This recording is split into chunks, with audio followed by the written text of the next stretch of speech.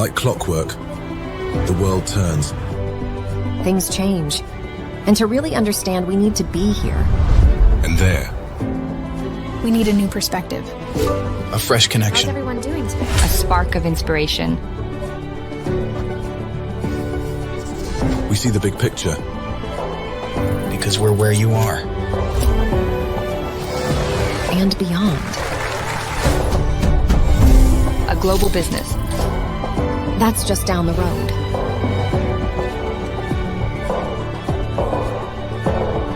From onshore, To off. In a changing world.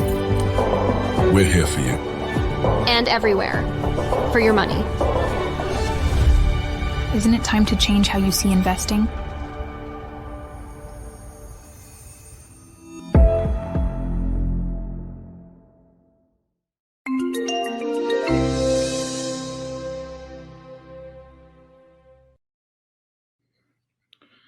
Ladies and gentlemen, good morning. I hope you are all well this morning. Thank you very much for joining us at this EBnet In the Moment webinar, where today we're going to be holding an executive encounter, the first in a series of executive encounters where we interview prominent industry leaders in retirements and investments in South Africa and perhaps beyond over time. Before we get to introducing our special guest today, I'm very excited about this. I've known this man for a very, very long time, and I'm going to be sharing some personal stories with you as we go through the morning.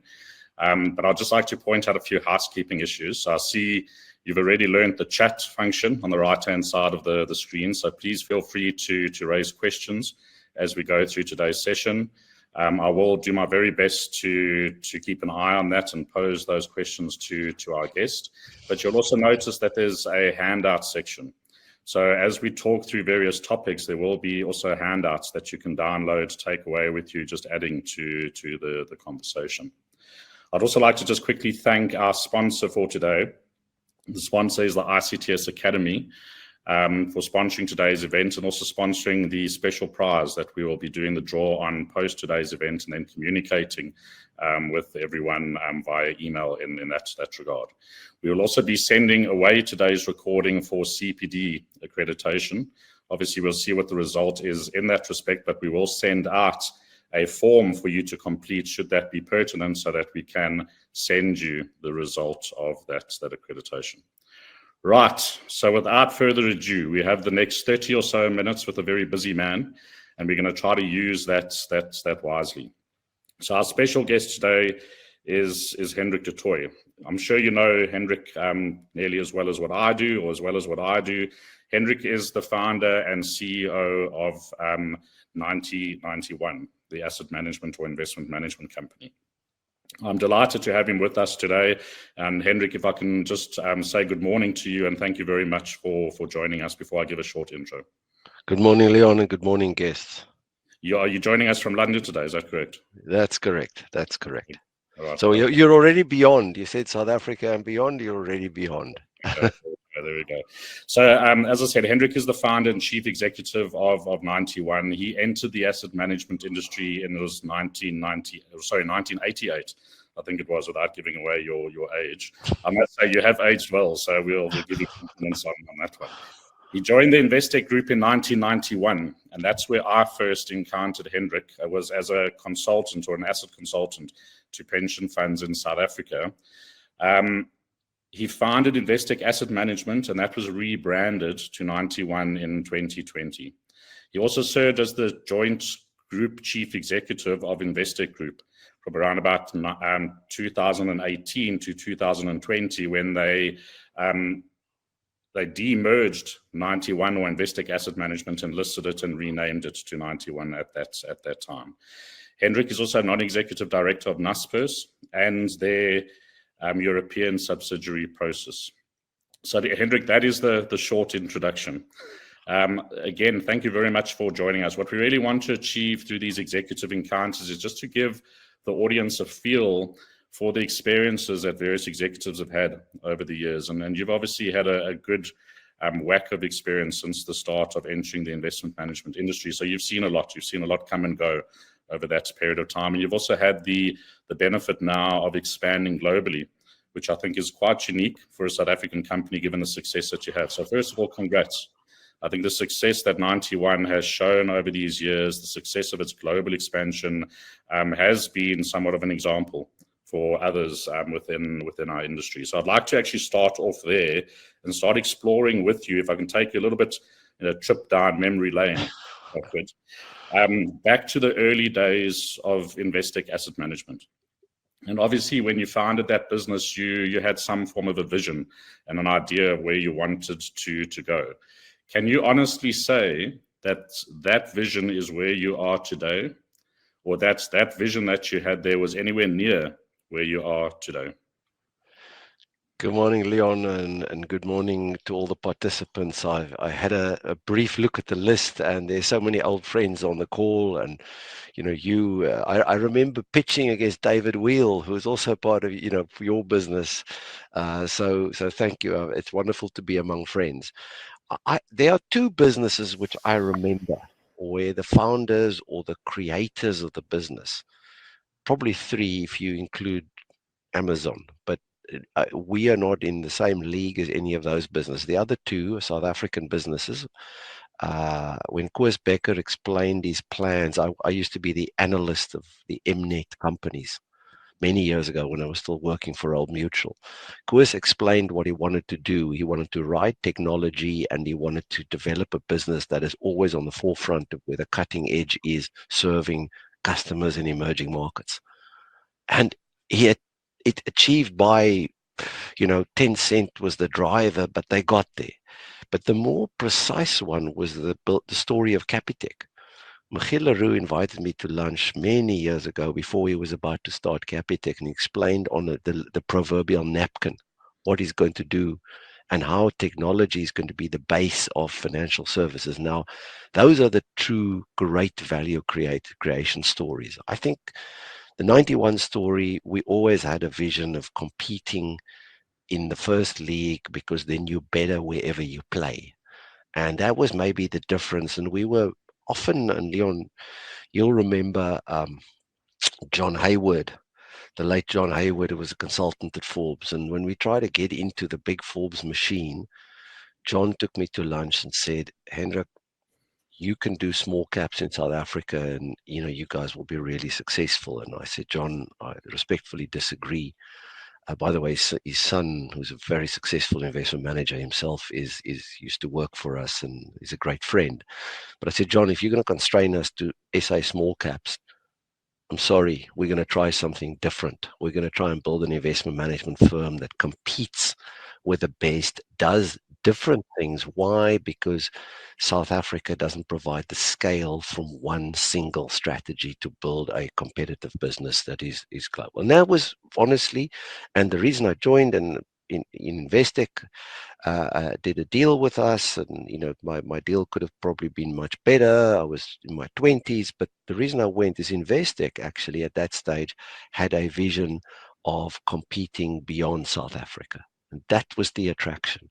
Stephen Kossef, Bernard Cantor had that vision. We had it, and we tried to but it wasn't a clear business plan. It was kind of make it up as you go, try and find a place in an industry. All I knew, I loved investing. I didn't have a clear philosophy, didn't have anything because I was an economist before. I had some friends who loved it, and we thought we'd give it a go. And I'd encourage everyone on this call who are in business, if you do something, very few people have the clarity of a Michiel Leroux or a Jeff Bezos.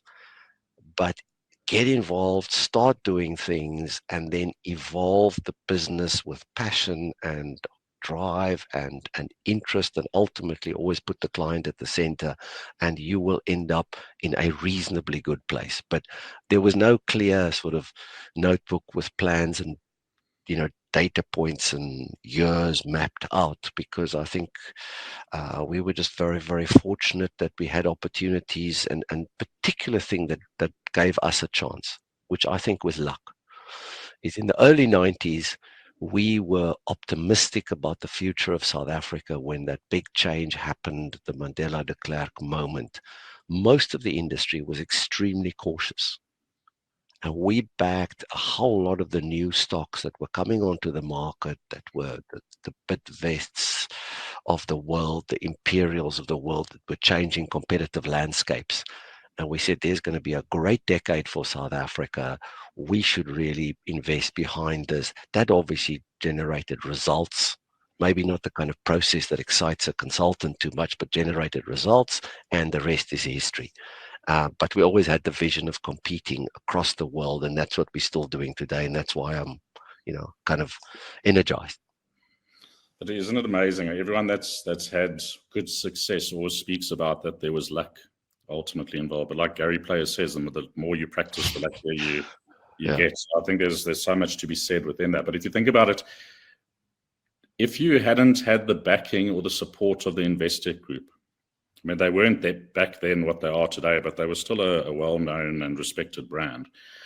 Do you think you would have had the same amount of luck? I think what Investec gave us is, Investec only made R1 million pre-tax and was largely from property trading when we joined and started. I remember on an aeroplane that then, it was very ironic because Edgar's went bust later, but talking to George Beaton, who was then the CEO of Edgar's, and said, you know the kind of business we deal with. It was the UALs. Most of you have forgotten the name UAL. It was the UALs. The Alan Gray was well established, Old Mutual, and so. But there were very different names. What Investec actually brought us was none of that. Not distribution, not access to market, but what Investec taught me and our team, and which I'm eternally thankful, is the importance of culture, the importance of marshalling people in a way which is different from top-down command and control, because the Investec people were wild. They were people who had their own views. I mean, it was a really bottom-up created organization. That's why it could outlive its founders so successfully. And that is the real lesson. And I worked with amazing people who could fight with you, argue with you, but at the end of the day, we were in the same team, and we were supportive of one another. And I think a credit to the Investec story, Ian Cantor started it, but Stephen and Bernard really drove it, and Fani has taken it to great heights now. That today we have Investec, and 91 is the junior partner there, has a combined market cap larger than ABSA and Nedbank. It's not quite at the first round in the Standard Bank league, but this was organic story from the bottom up, and that is what it's always good. It's who you associate yourself with. We were associated with highly entrepreneurial people who just saw no limits. And I think that really makes the difference. It's not the physical number of branches or amount of capital that makes the difference. It's that league you play in, the people you see at the office every day, because they inspire you. And I think Investec has made, that's why I'm a very proud alumnus of Investec, and why I always wish that organization very well. And the reason we're not part of Investec is a very simple thing. Fani and I were confronted when Stephen retired with a deeply undervalued share price. It's very interesting. The way you get value for businesses is not never to bundle them, but always to unbundle them. And it was a really obvious thing. 91 was operating very independently. There were a few other variations, but just split it off, and the market will say, okay, 91's good, and therefore the bank in the UK can't be trading at 0.2 book because it's a healthy business. The market didn't think it was a healthy business, and that's what we did. And it created, in fact, since listing, approximately, it's between, I don't know the right numbers today, but it was until beginning of the year about 100% outperformance over the relevant indices. People don't notice it because the individual share prices didn't necessarily run up, but they got priced correctly. So that was the main reason. And 91, I think, ultimately needs to be a pure asset management business because of the way we compete. And I think those two things just work to conspire together, and it allowed us to increase our stake in the business, which we couldn't do in the Investec platform, there was a limit because Investec wasn't a business that running associates, it was running subsidiaries. And today as management, we are the directional shareholder. We've been through very tough time recently because markets have been extremely hostile to the areas that we operate in, but that's temporary. So I think what we've done worked out, and I think the Investec Association is a very good one. Sorry, I just got... Are you lost? I thought I was lost. Sorry. Anyway, good. No, I finished, Leon, so don't worry. Okay. You can go on. I was actually thinking while you're talking, because you mentioned 91 and the delisting, or the listing, should I say. Yeah. I need to declare a conflict. So my son, through his 16-year-old son, through his Easy Equities account, bought some 91 shares about 3 weeks ago. He has asked me to have a word with you because he's a little bit disappointed in the share price performance recently. So I'm not going to go into too much detail, but the warning has been given on his behalf, if that's okay. To tell your son, we are fully aware and fully aligned with him. But as I said, when you just got off the air for a little bit, this has been probably the most hostile environment for a long-only emerging market-focused investment manager one could have imagined. And the fact that we have sailed through it and are sailing through it with a minor profit draw, declines is testimony to the robustness of the business, and it's going to be back in a big way when the environment changes, and we've seen signs of it earlier this year, but it's still pretty tough out there. So tell your son to just bear with us. We're trying very hard. I had a much worse story with my son. When my son was 16, he came to me and he said, I just read the Elon Musk book. He's a South African guy. Should we just buy his shares? And I said, you know what? You got to do your homework. This guy smokes dope on the radio. I would be careful here. This is going to be either very successful or a great accident. And so, you know what? You should probably just put your money in some slightly more conservative. And I suggested, the sort of quality strategies of Clyde Rousseau and etc. And they did pretty well, but it didn't do nearly as well as Amazon. So in my son's eyes, I'm not a particularly skilled investor. So be careful when you talk to your son about stocks. I was quite impressed because when I asked him about it and he was chatting to me, he said, but it's no problem because, Dad, to get rich, you must go slow. So there is hope for the new generation. He's a good guy. You should actually send his CV through. Right. So you mentioned robustness of the business. 21 offices, 14 countries. What's it, about 1,200 people that you now employ, 250 investment professionals, but around about 3 trillion rands worth of assets under management. And also what I find interesting, and I'm going to use the term without being derogatory, but many of the old faces still around that have stuck with you all the way through. And you mentioned culture earlier.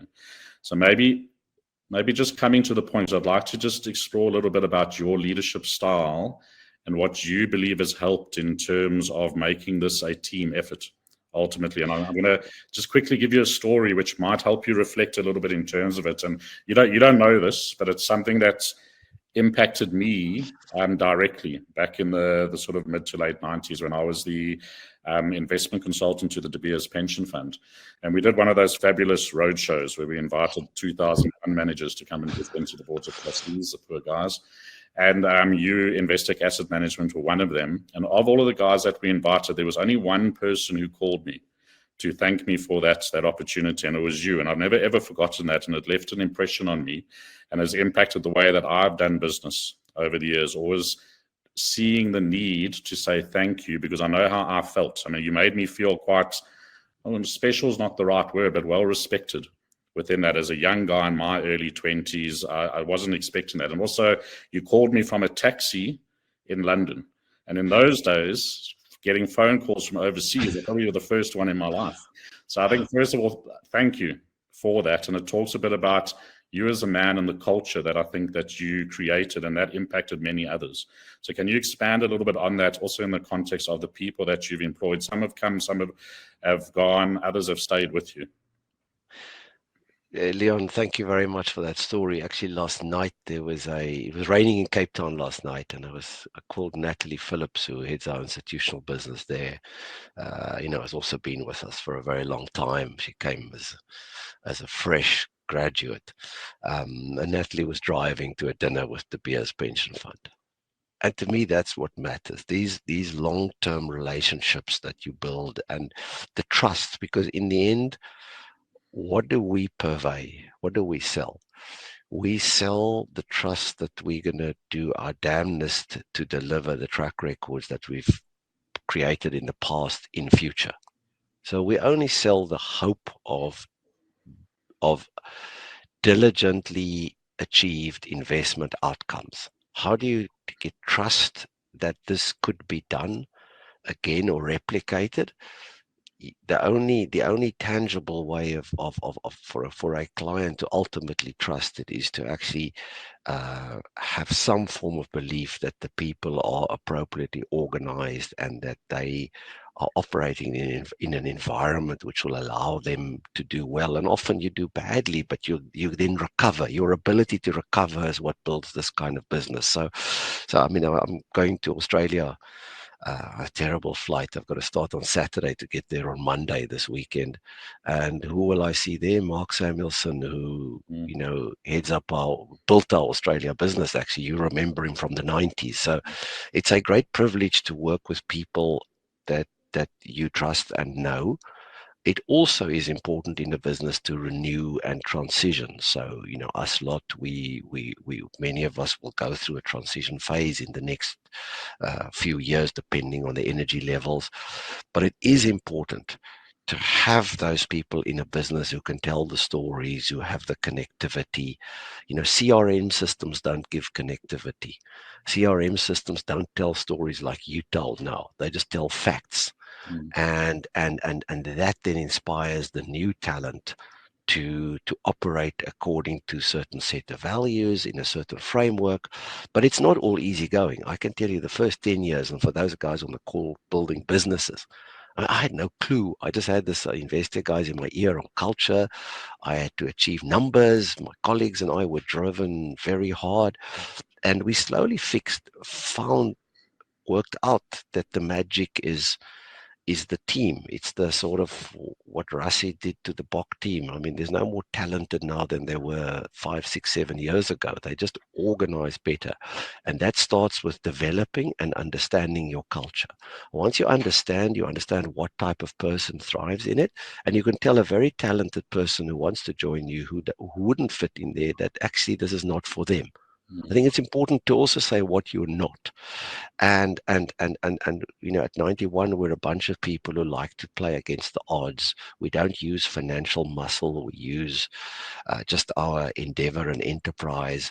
And we therefore employ people who want to do it that way and who like to, push it hard. So what is our fight today? And what is our fight, in the next long beyond me? Is not to ossify or bureaucratize and just assume that clients want to deal with us and assume that we're competitive, because in this industry every day you get humiliated. You think you know what to do in markets, then the market clubs you, then you have to start again, and you have to build that culture that wants to play every day, start anew, refresh, innovate, without losing losing respect for the past. So I think one of our big values is respect for the past. You don't come here and take over a part of the business and just fire the people who were there before. They built it. You have to respect them. And I think that gives our business a certain strength. But we also need to make sure we stay with the program. I mean, the AI, there's so many changes coming now.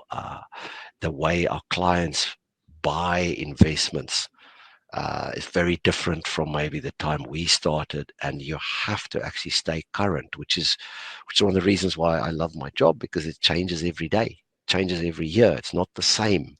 And if you think it was the same, you're absolutely wrong. But what you should do is try and accumulate that experience and use it and keep as much of it in-house, because that helps you. I don't think it is without reason that Charlie Munger added some of his best comments in his 100th year. Now, I don't say you should work until you're 100, but the wisdom, the collective wisdom, is something really important, and that is somewhere locked away in our culture. Fair enough. And I think I want to move to talking about 91 and the culture there, as well as the investment philosophy. But before we get to that, excuse me, sorry, there's a number of people on the call that are, a number of people on the call today that are up and coming fund managers themselves, are in the situation that you were, suppose, in the small cap sort of world that you were boxed into in the 90s. What would your advice be to them? I think you've alluded to it, but what would your advice be to these guys? Because there's a number of these new fund managers in the market. Not everyone's going to survive, just like in the 90s, you survived, not everyone survived. So what advice can you give to them? I mean, the first thing, and I'm very proud to also count in our alumni network a number of very successful firms that have been, or leaders in the industry that used to work with us. So I think it's believe in yourself, in spite of, no one believes in you. It's the hardest thing in the world to get money from people without a long track record. Okay, no one's going to believe in you. Believe in yourself, but then hire better than yourself. I mean, bring people. Don't be afraid. Bring people in, and if it doesn't work, and that's maybe where I can criticize myself. If it doesn't work, cut it. So if you bring in a person and it becomes toxic in your firm, investment management firms cannot tolerate toxicity. Capital-driven firms can, because actually it's not the people, it's the capital.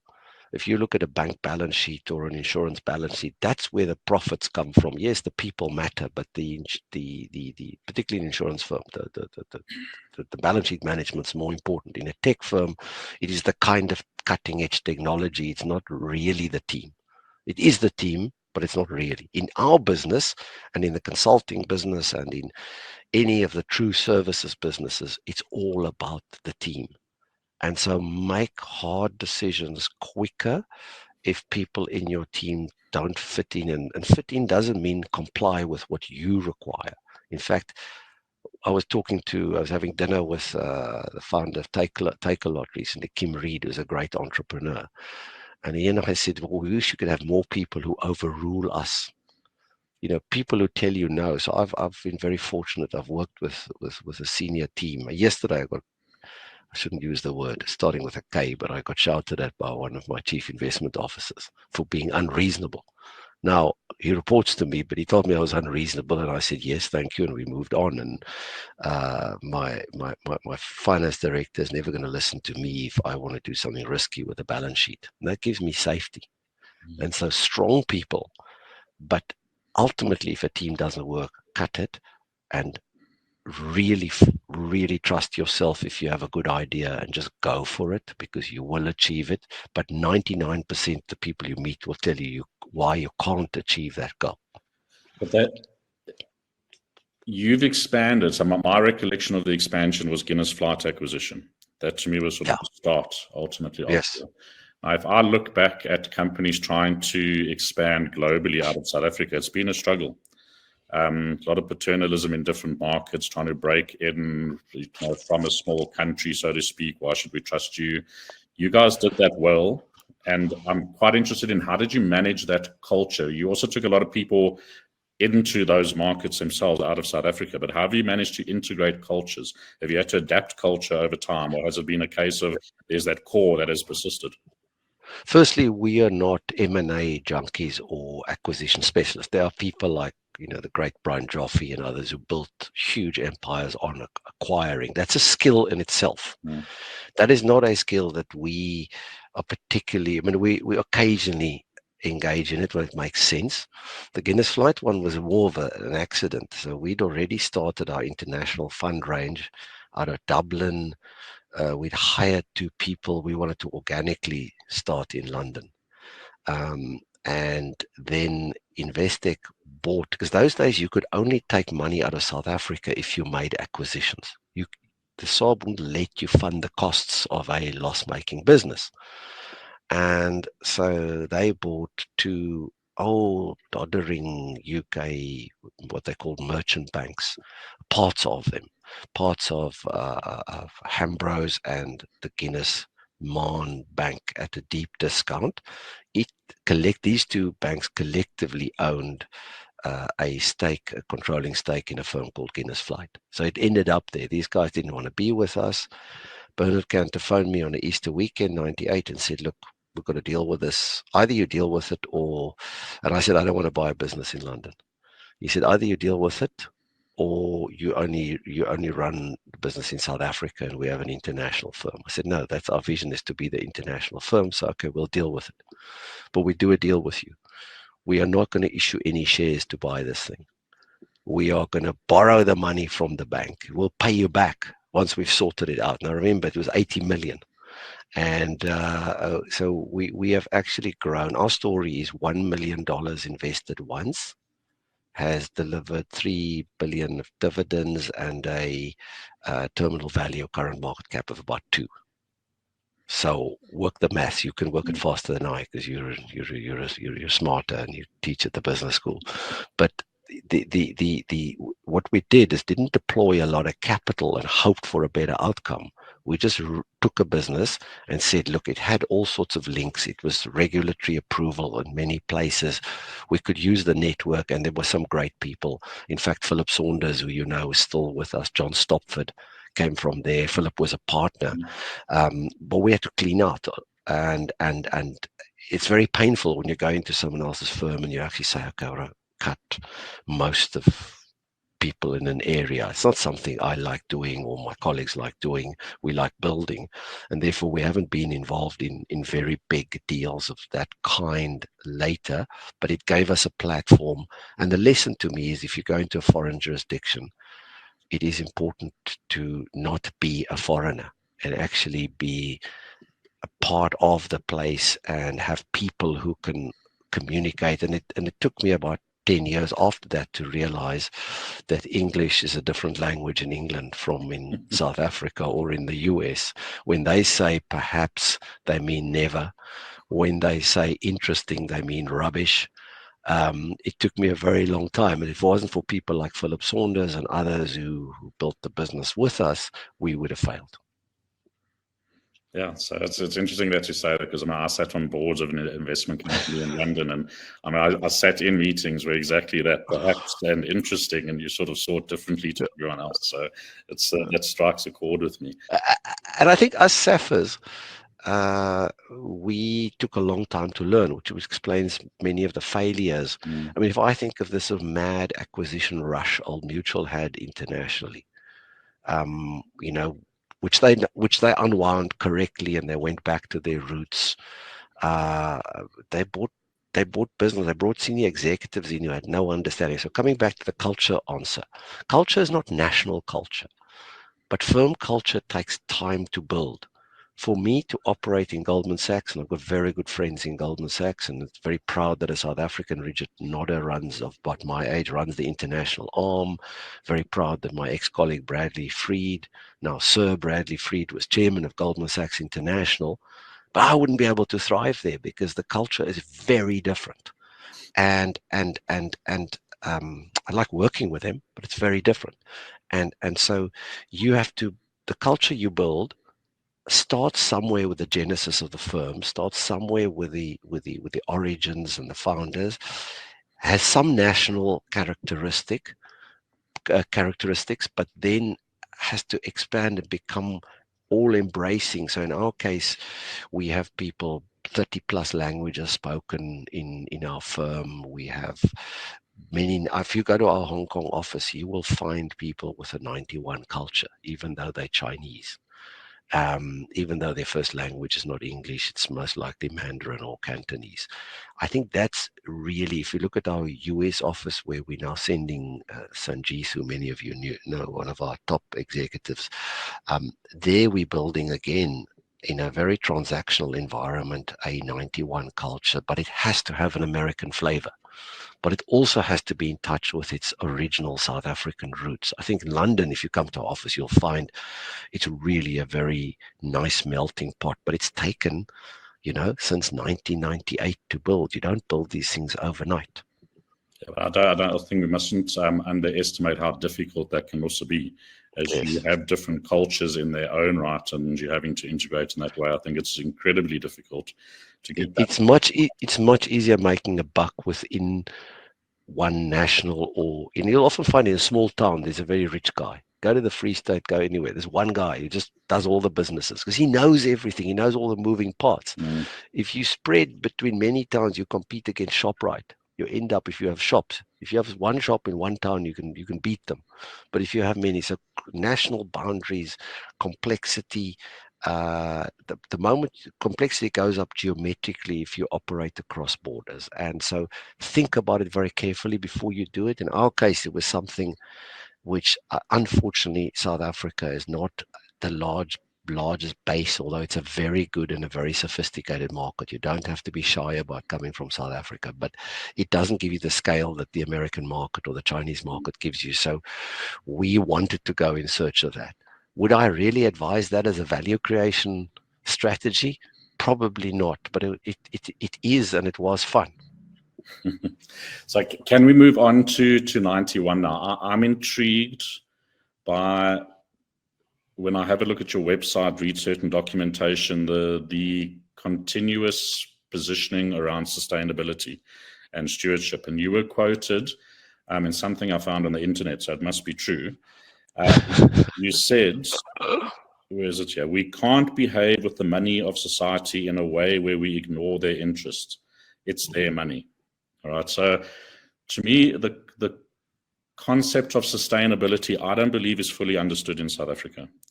And I also don't, I think people tend to see it as it comes at a cost, perhaps, or that it's an ESG overlay type thing that you have to get done, and haven't really started adopting it as a means to an end, a way of ultimately generating continuous returns. So how do you guys as 91 see that? How integrated is it in your thinking and your investment approach? Leon, I think let's start off by how we defined our purpose. So we took about 20 years to figure out what our purpose is. It's just like a kid when you grow up. Our purpose, we define as investing for a better tomorrow. In other words, we're trying to create a better tomorrow for the people who entrust their capital to us. And we're only somewhere in the chain. We're not the final decision maker on investment strategy, particularly institutional portfolios by any means, but we're part of it. That means we've got to build a better firm. We've got to invest better. We've got to learn how to invest better. And ultimately, we have to contribute to a better world. What are the two existential challenges or existential trends we face at the moment as humanity? The one is the fact that we are not living sustainably on this earth. 10 billion people will exhaust this earth to a point where it will become, we will all have lives not worth living. Okay. The other one is just the development of science and technology, which you have to stay with, and you can't contain and control it, but it throws lots of dilemmas at you and lots of opportunities. But let me focus on the first one. Therefore, our view is that sustainability, and particularly climate, but sustainability factors are risk factors you have to take into account in a portfolio. And all we say is, if you don't price the externality that the market isn't pricing today, you are not valuing the securities that you purchase appropriately for the long term. Because of 3 years, you can ignore an externality. Look at the Tungela example. Stock goes up, stock goes down, but at some point the market says, hey, what is the sustainability of this business, or what is the embedded liability that is somewhere down? It's not just a cash flow. And we are going to live, the younger guys on the call, I'll probably be on my farm by then, but you're going to live, and it'll be a warmer space for the sheep then, but they'll survive. It's going to be a world where there's going to be huge recrimination about who caused the damage, the shortage of water, the air quality, the higher temperatures, etc. And so all we say, if clients tell us to ignore this, fine, we'll ignore it. But we make them aware that this is a very big issue. There's a risk factor here that we need to take into account. And then separately, we say, as people working in the firm, we actually want to support a greener, better, fairer world. And that includes investing some money in the societies who support us, doing things like that. But it's you should separate the two. The professional issue is a risk issue that markets and our industry has ignored. And so in the US, where people are very hostile to, in the red states, to the sustainability conversation, I have a very easy conversation in Texas. I don't go there and tree hug and tell them they are bad people because they produce oil. The world will need oil. But what I say is, have you understood the risk? Have you thought about the risk? Do you know what's coming down the line? And do you know that the capital markets will price it in at some point? We have to think scientifically about it. And would you not rather like a company that operates in line with society rather than is reviled by society by what it did? Think, play 20 years forward. So that's so sustainability is not a religion for us. It's a risk factor, but many of us, and most people who work in 91 actually think about it and say, look, we want to contribute to a better and a fairer world. And one of the factors is this. But it's not an ESG box ticking exercise or a soapbox exercise for us. But I was in your sustainability and reports, which I actually just asked our admin if they can put it into the handouts. I found it a fascinating read in terms of some of the steps that you've been taking to integrate sustainability into your firm, the product that you offer, but into your investment philosophy and actual decision making of what you buy and what you sell. How's that been in terms of, call it, I want to say retraining, I don't know if that's the right word, of your investment professionals who are financial people, analytical in nature, now to actually see this as an analytical tool for them? It took, we had an internal discussion started about, you may remember Malcolm Gray, when he joined us as head of client service many years ago. He was an environmental lawyer, probably 15, 20 years ago. I can't remember. Malcolm used to agitate. I used to tell Malcolm to get lost because he's wasting time. We need to, we need to make money. And Malcolm kept going, and more people developed this and internally argued for a sensitivity. And then about the last decade, and probably more accurately, last 7 years, we really processed it internally with our people to say, this is just one of the other risks. Just like management or governance is a risk, this is a risk we need to think about. And then we didn't create a separate sustainability team that dictated to the firm.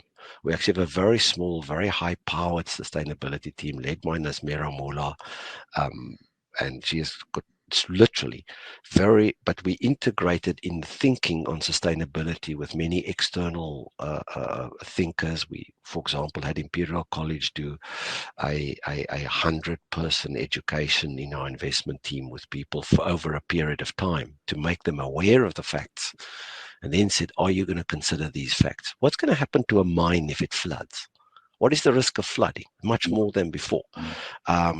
What is the risk of conflict in societies? We invest a lot in emerging markets. If it gets too hot, there's climate. What is happening in Europe today?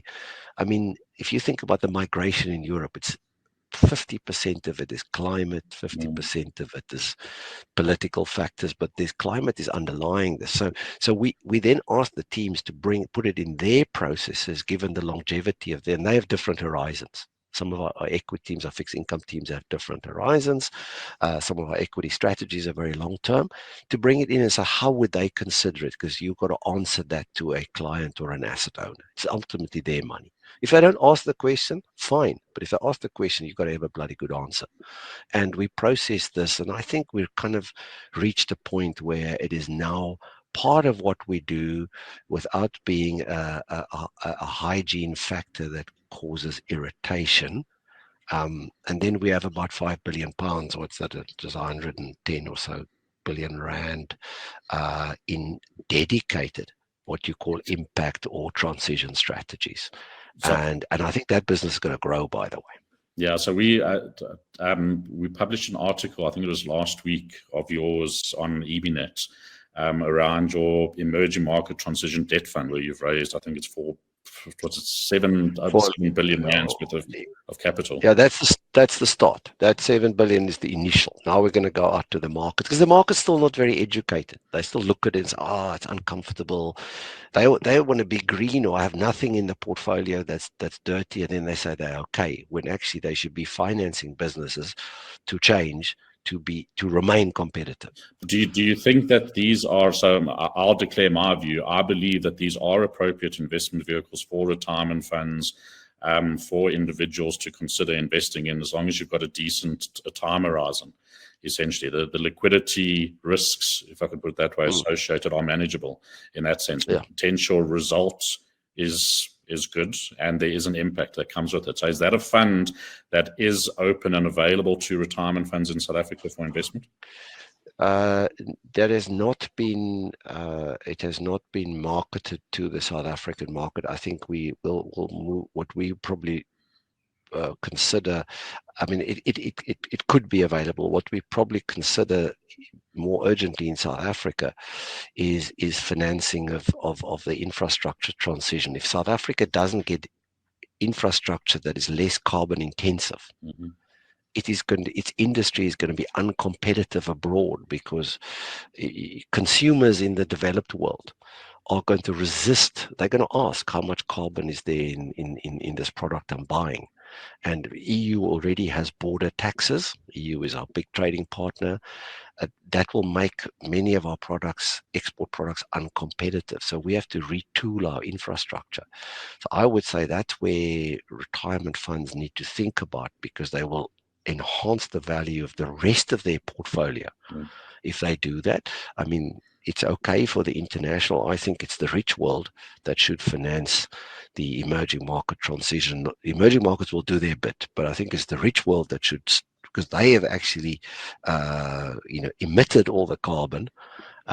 So I mean, but it's very nice when they lecture us about all sorts of worker rights and that, and you say, well, actually, the worker is not going to be able to survive because it's too hot in that country because of the emissions you have created. So, but it is available and will be communicated and discussed. What we did was, why we announced this at the U.S. Treasury was actually very keen to announce it, because I heard about it, because they are very concerned that in the US, where they funded the whole, interesting, Inflation Reduction Act is really a decarbonization on steroids, even though they ideologically argue against it. It's actually, in the rest of the world, there isn't money to do that. And they are very concerned, and therefore solutions like these are going to get increased amount of airtime, so that it is easy for funds to allocate a portion into this area. And I hope this is going to become a very, very big part of the capital markets, albeit, already we've got massive green bond market. This is slightly different. So South Africans will know about it. It'll be communicated, but this was just the initial announcement. Okay. So I also noticed in your sustainability report, you speak about the stewardship role that you have around sustainability in the companies that you're investing in. So how have you found management reacting to the questions and engagement? It's very hard given the short-term pressures on management. So firstly, we as a firm, we believe when we own a stock, we're actually constructive owners. So we try to help. We don't try to harass. It's very easy to write a nasty letter to management and sit on your pool of money and dictate. That doesn't work. If you think of a guy like Simon Beloy's challenge at Sasol, he's just going to try and survive. Now you say to him, you can't be a emitter. But what we're saying to them is, look, if you do not adapt, your equity will be worthless in due course, even though you might be making some cash flow now. So think about the plan. So what we've asked every company to do is develop a consistent plan. And not an overly ambitious plan, but a consistent plan that boards sign up to and say, this is how my business is going to be near or close to net zero in 2050. And I think the world will demand it from people, and eventually they'll legislate. Right now, COVID and others caused weaknesses in fiscal firepower, and therefore governments have withdrawn from it. They're going to come back to it under popular pressure as the world gets more warmer, ice caps melt, agricultural conditions change, etc. I mean, just irony that you saw the story of the UK tech entrepreneur Mike Lynch, who died tragically on the yacht, which sank. Now, the reason that yacht sank was apparently winds caused by the fact that the ocean temperature in the Med is at record highs. So all these things the people are going to connect the dots. Once they connect the dots, companies are going to struggle. And that engagement from 91 side is a patient one, but is a firm one. And ultimately, we have two choices. You either have when you have a large stake, you really influence who's on the board, or when you have a small stake, you deny capital, you sell out. But I think the selling out is not an optimal thing. You've actually got to engage people in a very constructive discussion. And I say, Leon, the world has moved so much in the last 5 years. We sit here and we feel sorry for ourselves. If you look at how much better companies are understanding, managing their not only their carbon but their plastic output, etc. I think the world is going the right direction thanks to disclosure. And all we want is disclosure, and then we'll price the capital. But what would you say to South Africans? I often heard people say to me that the social needs that we have trump the environmental risks. To me, one goes hand in hand, or the two go exactly. hand in hand. So. Exactly. I mean, you go, what is our new national flower? The plastic bag. If you drive through the Karoo, every little town's got plastic bags outside. If you drive past the squatter camps, come on. That's not good for the people. That's bad for it. The water quality is terrible. So it's not one or the other. It's both. But obviously in developing countries, social need is higher than in developed countries, and therefore you need to take care of that, because there's no point having hungry people sitting in a nice cool world under a tree. They'll just chop the tree off, in the end. So I think it's both. But for me, the big argument is competitiveness. If we sell into the richer markets will all put in rules. They are going to do it. They are going to put, and the EU already has the taxes, the tax system, where if your carbon content is too high, or if you use child labor, you exclude it, that it's going to be similar for carbon. And so we better adapt. And actually, look how South Africans have adapted. Firstly, congratulations to Eskom management. I mean, they've done a fantastic job with all those old car powers. But ordinary South Africans put in billions of dollars of generation capacity. I mean, our new building in Cape Town will be net zero. It will be, we're bringing solar power from other buildings of the same landlord in. We are doing it, and therefore our service we supply can have a lower carbon content and can be competitive. So it's about being competitive. That's how you solve the social problems, not doing anything about a big challenge you face. That's great. Look, I'm conscious of the time. I could keep talking to you all day. So that we have gone over time. So apologies for that, but thanks very much for obliging us on that. I think just to bring today to an end, to the audience, first of all, thanks very much. I don't see any particular questions that have come through, but just really comments of thanks to you, Hendrik. So thanks very much for joining us. But to the audience, thank you very, very much for joining us today. As part of the closing, I'd also just like to thank again ICTS Academy for sponsoring today's event and for the prize. And in closing off, we will play a short video once I've thanked Hendrik, and then all attendees will be taken to the website of the ICTS Academy. So you're welcome just to browse around that. ICTS Academy is all about training of fiduciaries in the retirement fund industry, and it offers a range of online courses that you can basically come and go as you wish to do your learning. And obviously learning is important. It's an important factor. The discussions around sustainability, the S versus the E, these are all learnings that we need to go through and adapt to over time. So on that point, Hendrik, thank you very, very much. Congratulations again on all the success to you and your team. And on behalf of everyone, we wish you guys all the future success in achieving your ambitions. And we see you and look at you, and we're proudly South African as we see the development of Mount. Thank you very much, Leon, and thank you to everyone there for their support and friendship over many years. Great. Thank you very much. So to everyone, thank you. I'll close off now with the video, and we look forward to seeing you next time.